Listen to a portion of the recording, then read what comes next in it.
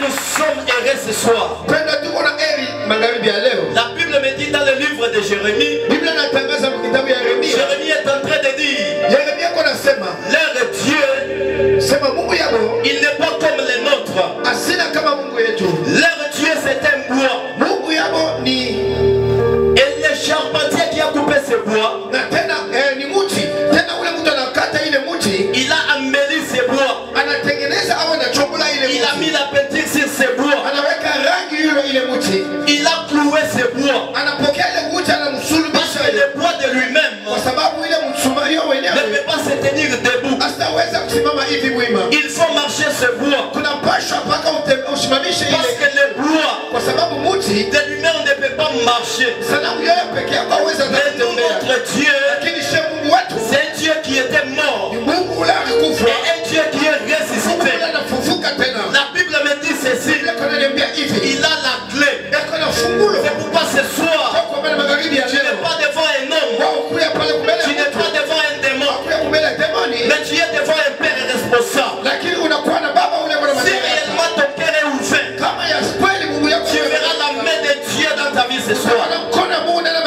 Nous sommes les instruments que Dieu utilise. Je vais te scandaliser ce soir. Nous les enfants de Dieu, jusqu'à ce soir, nous continuons à chercher Dieu dans les tâtonnements. Paul dit ceci, c'est Dieu qui a mis des limites dans les pays.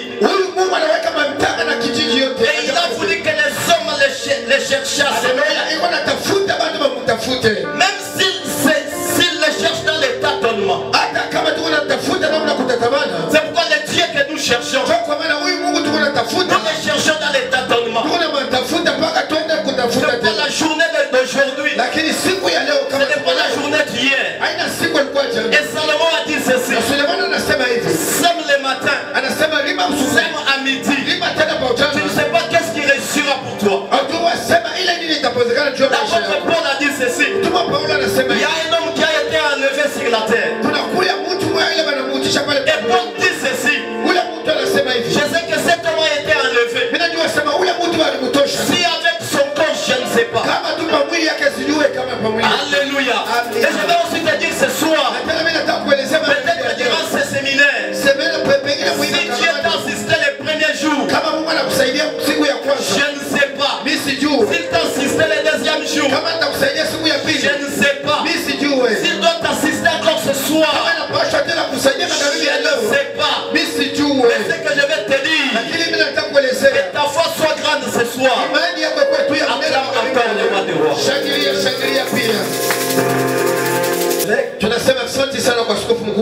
Pour cette marque de confiance, nous disons merci à tous les hommes de Dieu qui sont là ce soir pour nous assister. Sans oublier la présence de notre père, le pasteur Landry. Alléluia. Qui est au milieu de nous. Nous l'aimons beaucoup. Et il est pour nous un témoignage. Et que le Seigneur nous bénisse encore richement. Alléluia. Bien-aimés, nous avons notre thème qui est dans Ephésiens chapitre 2, le verset 8. Car c'est par la grâce que nous sommes sauvés.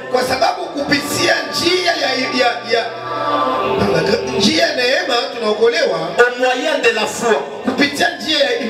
J'ai beaucoup médité ce passage. Et on nous a beaucoup prêché. Mais moi quand j'ai médité ce passage, l'Éternel m'a beaucoup donné le verset 1. Nous allons lire. Nous nous tenons debout pour honorer la parole de Dieu. Ephésiens chapitre 2.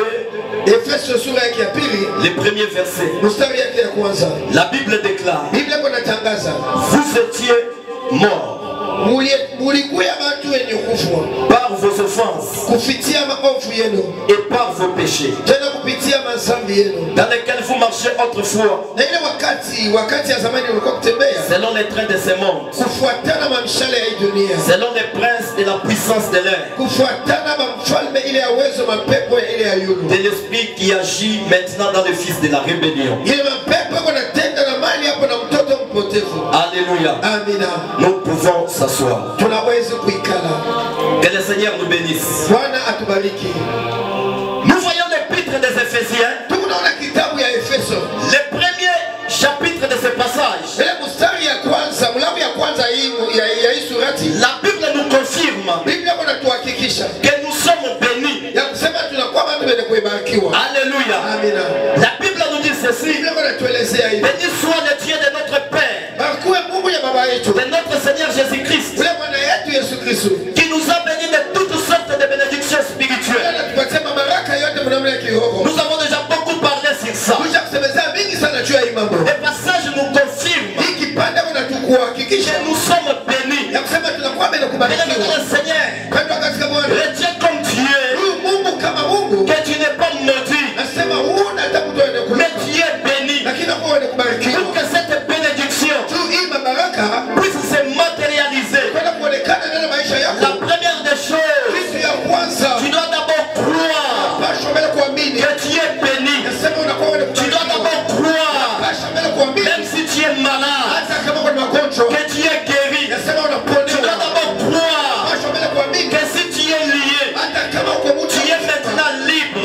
Et je te dis aussi ce soir, tu n'es pas maudit. La deuxième des choses, il faut s'y retenir que celui que Dieu a béni, personne ne peut le maudire. Alléluia. Que le Seigneur nous bénisse. Et dans le deuxième chapitre, Paul dit ceci: vous étiez morts. Alléluia. Vous étiez morts. La Bible ne s'arrête pas par là. Dans le chapitre 2, le verset 2, Paul est en train de donner l'origine de cette mort.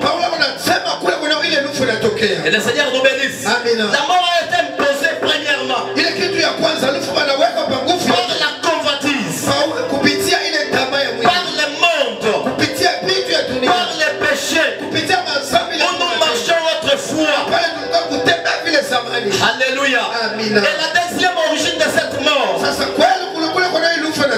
mort a été imposée par le prince de l'air. C'est le diable qui avait imposé cette mort. Bien-aimé, pour ton information, il y a des gens qui prêchent la parole de Dieu, mais en réalité ils sont déjà morts. Il y a des gens qui viennent à l'église chaque jour du matin au soir, mais en réalité ils sont déjà morts. Il y a des gens qui ont des comptes à la banque remplis avec des millions de dollars, mais en réalité ces gens-là sont déjà morts. Alors Paul est en train de nous dire que le prince de l'air ne puisse pas te séduire. Autrefois tu étais mort, hier tu étais mort, ta maison était morte, tes enfants étaient morts, ta prière était morte. Mais ce soir, la Bible déclare par la puissance de la parole que tu n'es pas encore mort, mais tu es vivant. Je déclare ce soir que l'Éternel puisse te donner la vie et qu'il puisse te donner la vie en abondance. Alléluia. Que le Seigneur nous bénisse. Est-ce qu'en réalité, lorsque tu te mets à prier, est-ce qu'en réalité tes prières sont exaucées? On peut tout nous donner, mais si Dieu n'est pas avec nous, nous sommes déjà morts. C'est pourquoi David a dit ceci: mon homme a soif de toi, mon homme a soif du Dieu vivant. Vous savez, les chrétiens aujourd'hui ne croient pas la puissance de Dieu. Alléluia. Aujourd'hui les chrétiens ne croient pas à la puissance de Dieu. Trouve seulement ce que Dieu est en train de chercher. Il faut chercher l'origine. Il a payé. Il travaille où? Il a payé. payer, il a eu l'argent où? Les mêmes chrétiens là, qui confessaient la bénédiction, mais les mêmes chrétiens là, peuvent douter que l'Éternel a la capacité de bénir, que l'Éternel a la capacité de donner la guérison. Ils ont des doutes, ils ne pensent pas que l'Éternel est vivant. Je déclare ce soir, reçois la vie, une vie en abondance. Si ta finance était déjà morte, que ça reçoive la vie. Si ton mariage était déjà mort, que ça puisse recevoir la vie. Si ton ministère était déjà mort, que ça puisse recevoir la vie. La mort a été imposée par le monde. Que le Seigneur nous bénisse. Amen. La Bible nous dit ceci. Ne vous y trompez pas. On ne se moque pas de Dieu. Ce que l'homme sème, il finira par le récolter. Et Paul est en train de dire ceci. Ne vous trompez pas. Les sorciers, les homosexuels, les impudiques, les ivrognes n'entreront pas dans le royaume de Dieu. La mort a été imposée par le monde. Et la Bible nous dit ceci. Ne te trompe pas. Les menteurs, les sorciers, les occultistes, les gens qui ont une mauvaise foi, les gens qui ont répandu le sang, n'entreront pas dans le royaume de Dieu. Et le livre de Romains me dit, vous savez il est quelle heure? Il est l'heure de vous réveiller de vos sommeils. Je te demande ce soir de te dépouiller des armes du monde que le monde a imposé dans ta vie, que la convoitise a imposé dans ta vie, afin de porter les armes de la lumière. Parmi les armes de la lumière, il y a la parole, il y a la lumière, la sanctification et de la parole de Dieu. Alléluia. Que le Seigneur nous bénisse. Alléluia. Je sens la présence de Dieu au milieu de nous. Le verset 3. Nous tous aussi, nous étions de leur nombre. Je vais te dire ce soir, dans le royaume des morts, tes identités, même si ça s'est retrouvé, mais l'Éternel te dit ce soir, tu n'es pas encore de leur nombre, dans leur prison, dans leur lien, sur leur liste. La Bible déclare ce soir, tu n'es pas encore de leur nombre. Le contrat de la mort est interrompu ce soir. Le contrat de la pauvreté est interrompu ce soir. Les alliances avec le monde des ténèbres, par la puissance de la parole, sont interrompues ce soir. Alléluia. Que le Seigneur nous bénisse. Juge chapitre 2. Juge chapitre 2, le verset. Josué chapitre 2, le verset 10. Yoshua sura yake ya pili mstari yake ya 10.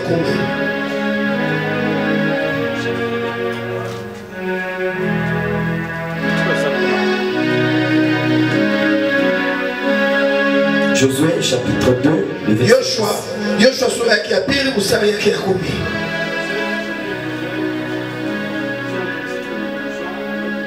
Amen.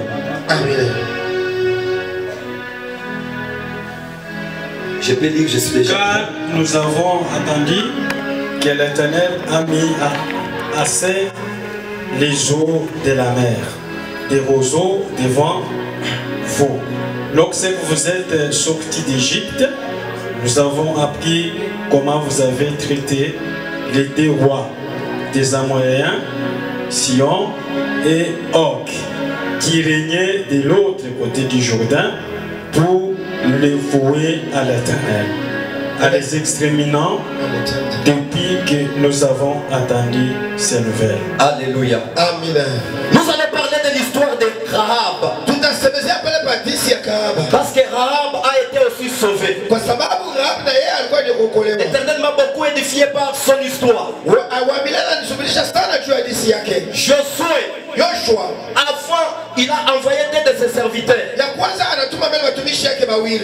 aller explorer le pays. Alléluia. Notre Dieu, c'est un Dieu qui est ordonné. Avant que la bénédiction de Dieu vienne, avant que le salut vienne, la première des choses, l'Éternel descend d'abord dans ta vie pour faire ce que nous appelons l'exploration. Alléluia. Je vais te dire ce soir, si l'Éternel descendait dans ta vie, s'il descendait dans ton cœur, qu'est-ce que l'Éternel des armées va trouver? Alléluia. La Bible me dit ceci. L'Éternel, avant que son peuple puisse gagner la terre promise, nous voyons il a envoyé Josué pour que Josué aille aussi explorer. L'Éternel des armées a envoyé Josué. Il y a une montagne, c'est le de la bénédiction, que l'Éternel devrait donner à son peuple. Avant qu'il puisse donner à son peuple, il a envoyé à Josué pour que Josué aille explorer. Mais pendant ce temps, Josué avait 40 ans. Acclame très fort pour la gloire. 45 ans après, Josué qui avait 40 ans a eu maintenant 85 ans. Il a commencé à donner l'histoire au peuple d'Israël. Il dit ceci.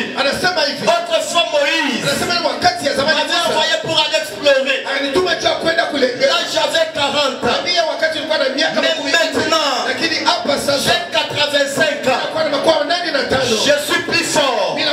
Je suis plus puissant que lorsque j'avais 40 ans.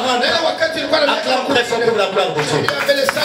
Je déclare ce soir, le Dieu qui t'avait appelé autrefois, qu'il vienne encore dans ta vie ce soir. Le Dieu qui t'avait sauvé autrefois. Vous savez, il y a des gens, en réalité, Dieu les a déjà abandonnés. Alléluia.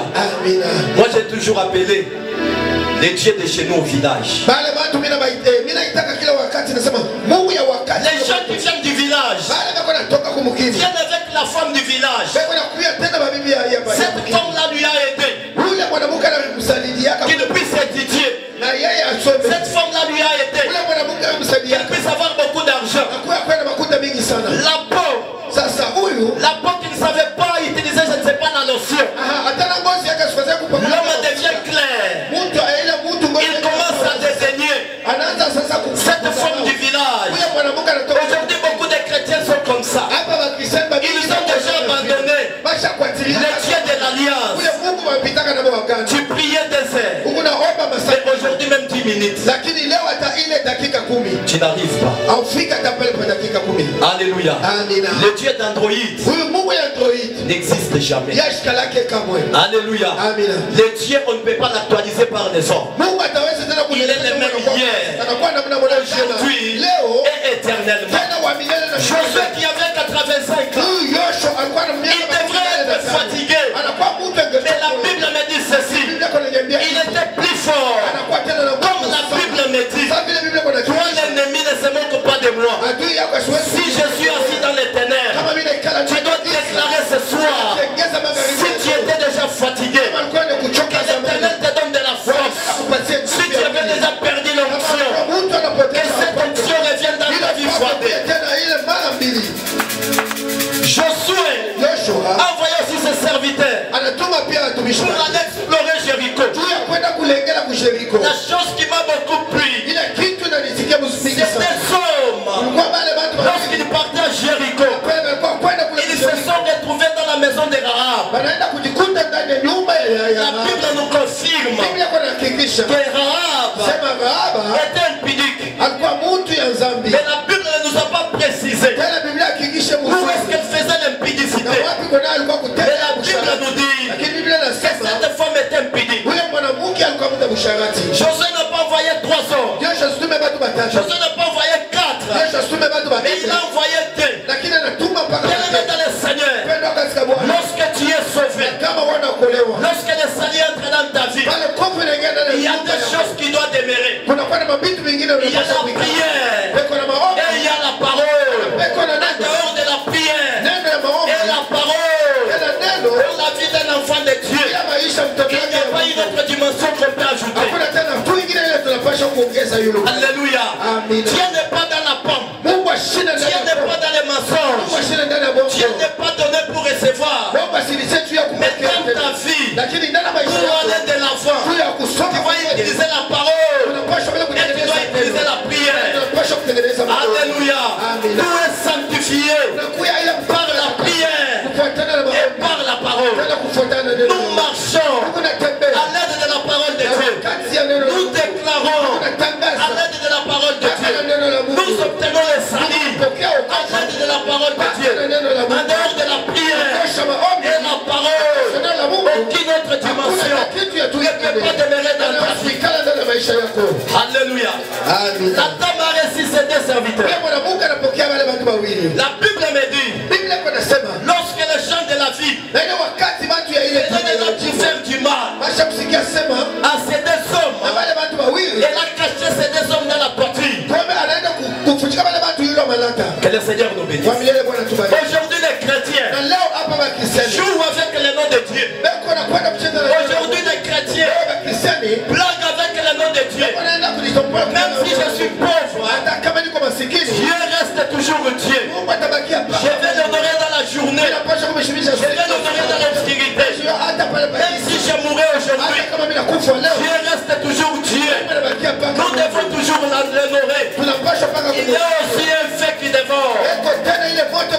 Alléluia. Alléluia. Dieu n'est pas un objet de dispute, mais il est le véritable Dieu que nous devons servir avec crainte, avec tremblement. Que le Seigneur nous bénisse. La Bible me dit, lorsque la ressuscité des serviteurs, les 2 serviteurs pensaient déjà partir. Rahab dit ceci: ce n'est pas pour rien que je vous ai reçu. Je connais la puissance de votre Dieu. Nous avons appris. Alléluia. Nous avons appris comment il a mis à sec la mer rouge. Comment il a mis à sec la mer rouge. Je ne sais pas devant toi qu'est-ce qui t'empêche d'obtenir les saluts. Mais tu dois retenir une chose: le Dieu que tu sers, c'est un Dieu qui est puissant. Le Dieu que tu sers, ses paroles sont au-dessus des paroles des hommes. Le Dieu que tu sers, c'est un Dieu qui donne la vie là où il y a la mort. Le Dieu que tu sers, il n'est pas seulement dans la théorie, mais il est aussi dans la puissance. Il y a des rois qui étaient puissants à l'époque d'Israël, mais ces 2 rois ont été détruits. Alléluia. Alors Rahab a dit, je connais la puissance de votre Dieu. C'est pourquoi je vous ai accueilli. J'irai-moi aujourd'hui que quand vous viendrez pour détruire les pays, vous n'allez pas me détruire. Alléluia. Acclame très fort pour la gloire. Rahab n'a pas demandé le salut pour elle-même. Elle a demandé aussi le salut pour son père, pour sa mère et pour ses frères. Mais écoute une chose, ces hommes-là n'ont dit ceci: tous ceux qui seront auprès de toi pour t'écouter, ils seront sauvés. Alléluia. Je déclare aussi ce soir, tu es l'instrument que l'Éternel utilise. Tout celui qui t'écoutera, il écoutera les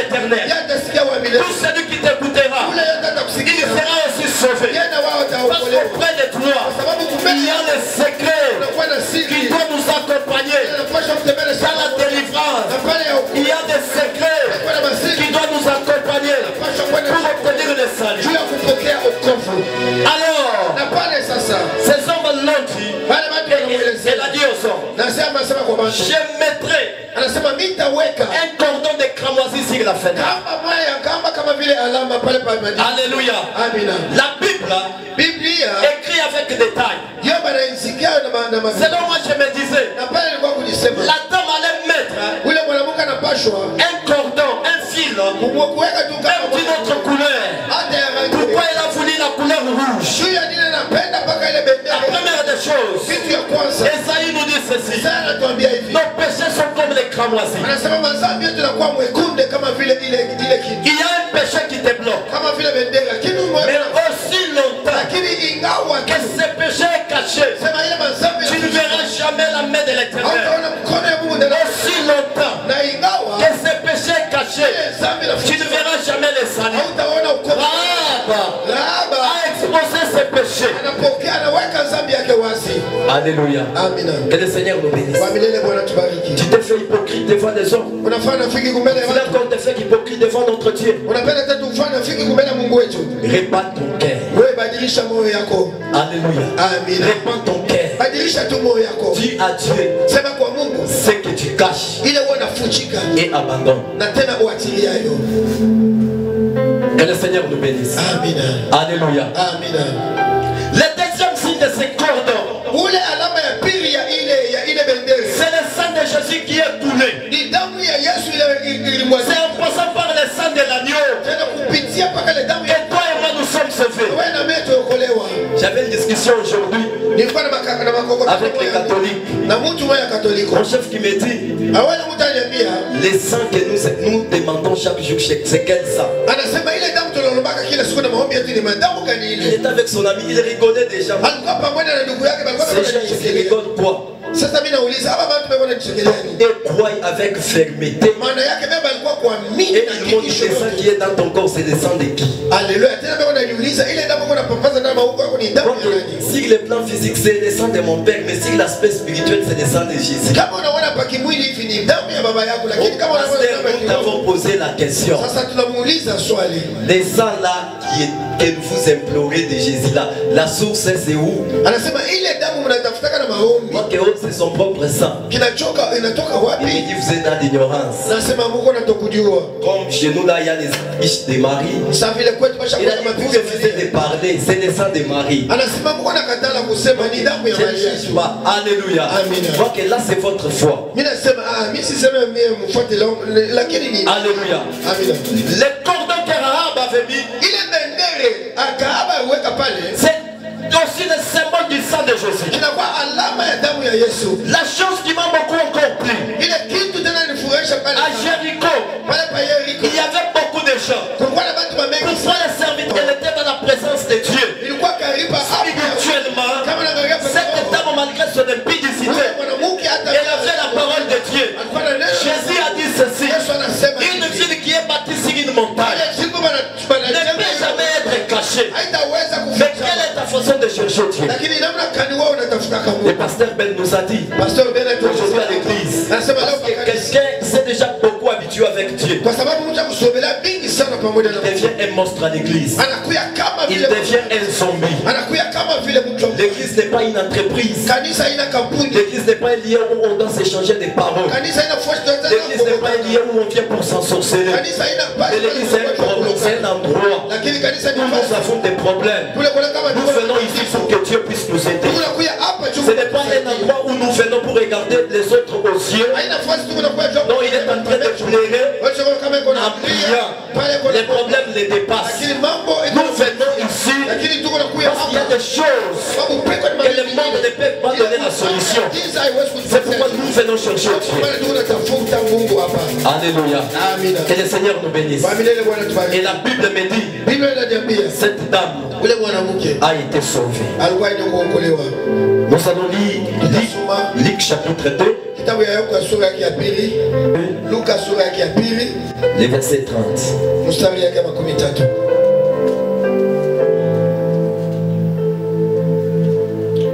Je vais lire le verset 25, je descends. Et voici, il y avait à Jérusalem un homme appelé Siméon. Cet homme était juste et pieux.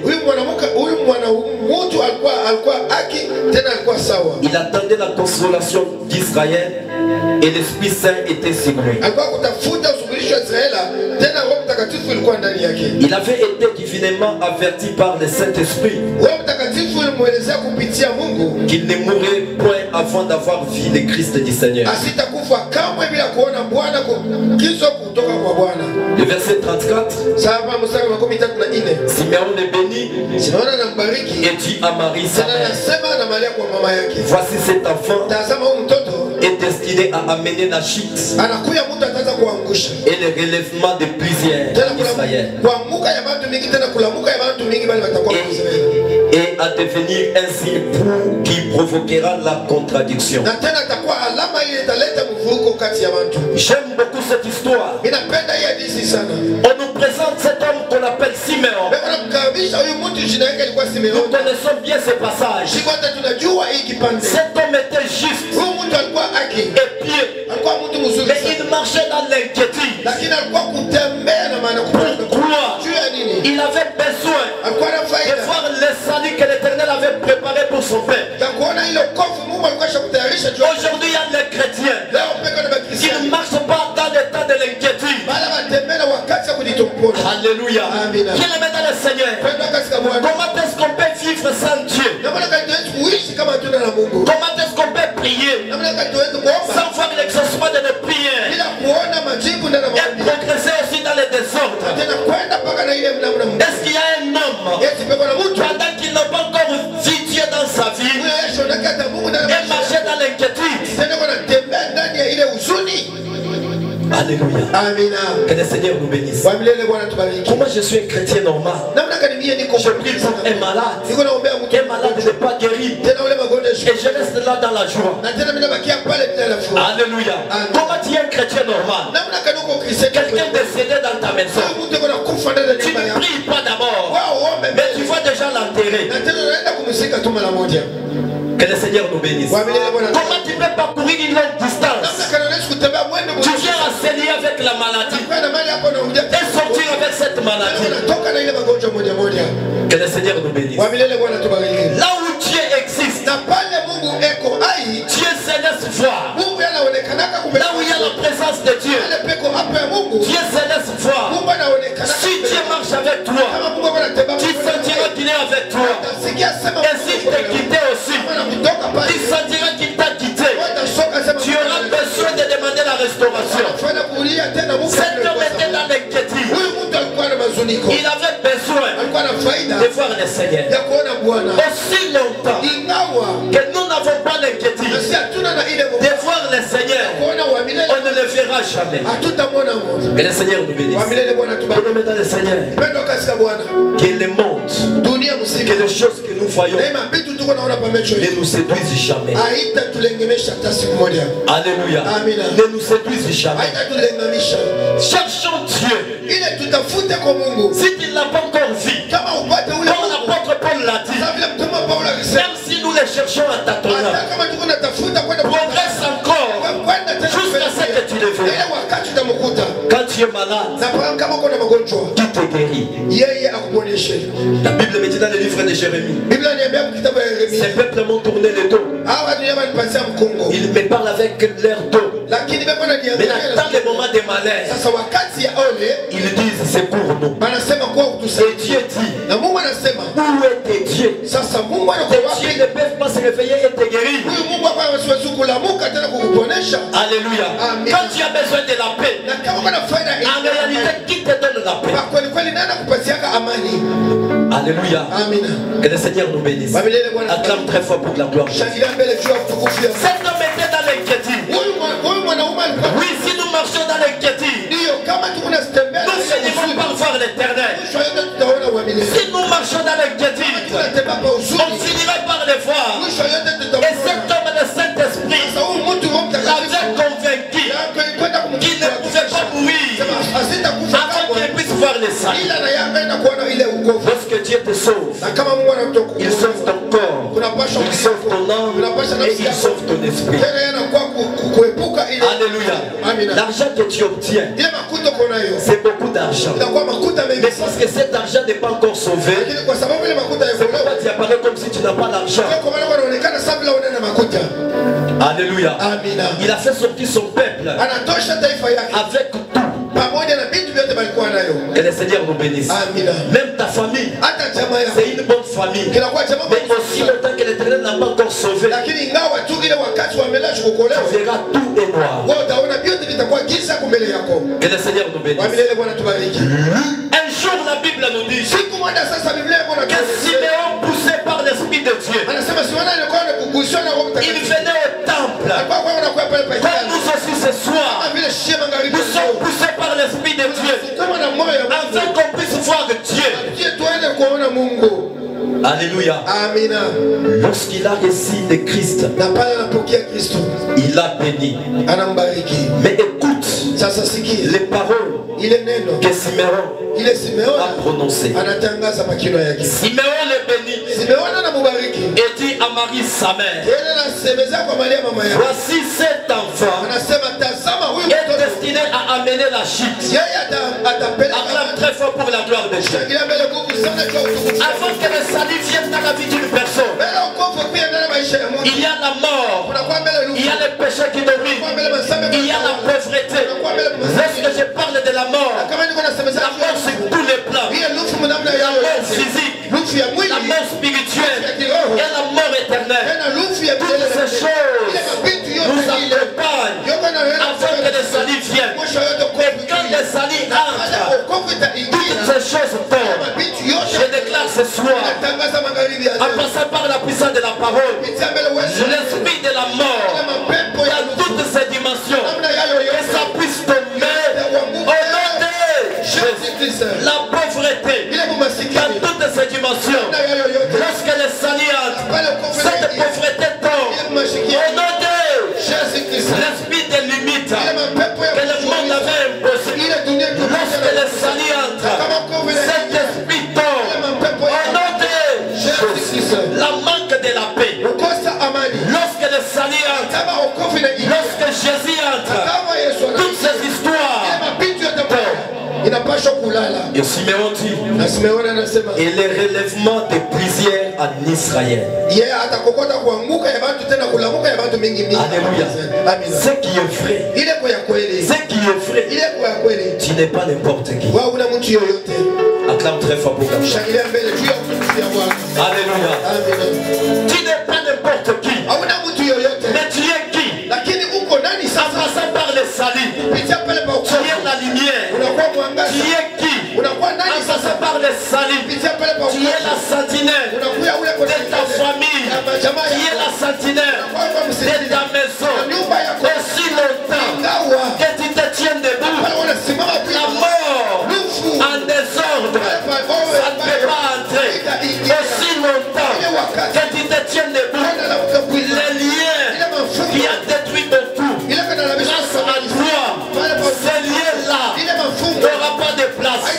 Aussi longtemps que tu te tiens debout dans ton quartier, même s'il y a des liens, même s'il y a la pauvreté, mais aussi longtemps que tu es la sentinelle, ces histoires ne peuvent pas opérer. Aussi longtemps que le salut entre dans ta vie, la mort en désordre n'a pas de l'impact dans ta vie. Alléluia. Que le Seigneur nous bénisse. Et le relèvement des plusieurs. Et à devenir un signe qui provoquera la contradiction. Jésus, c'est un signe qui crée la contradiction. Alléluia. Bien-aimés, croyons à Dieu. Croyons à Dieu. Tu ne vis pas comme les autres. Alléluia. Cette vie de répétition, cette vie de la monotonie, aussi longtemps que le salut entre, ces histoires n'ont pas d'impact. Que le Seigneur nous bénisse. Ces histoires n'ont pas d'impact. Comme l'autre. C'est parce qu'il n'a pas Jésus. Mais si ça arrivait, c'est-à-dire que Jésus a voulu. Sous le ciel, il n'y a pas un autre nom qui a été donné aux hommes par lequel nous devons être sauvés. Nous devons être sauvés. Tu dois prier ce soir, même si ta vie était cachée dans le ventre du poisson. Tu dois prier comme Jonas. La Bible me dit ceci. Jonas était dans le ventre du poisson. Il a prié la prière de l'inquiétude. Il était déjà environné par le lien de la mort. Mais la Bible me dit ceci. La prière de Jonas est montée dans le Saint-Temple. Et l'Éternel des armées a écouté la prière de Jonas. Il a ordonné au poisson. Il a parlé au poisson de vomir Jonas. Nous allons prier ce soir. Je ne sais pas. Tu te retrouves où et ta bénédiction est où? Comme Agar dans le désert, elle a crié, l'Éternel des armées la vie pendant qu'Agar ne l'avait pas vu. Agar l'a appelé, il est Dieu, tu me vois pendant que je n'ai pas vu. Là où tu es, tu dois entrer dans la prière, tu dois commencer à prier.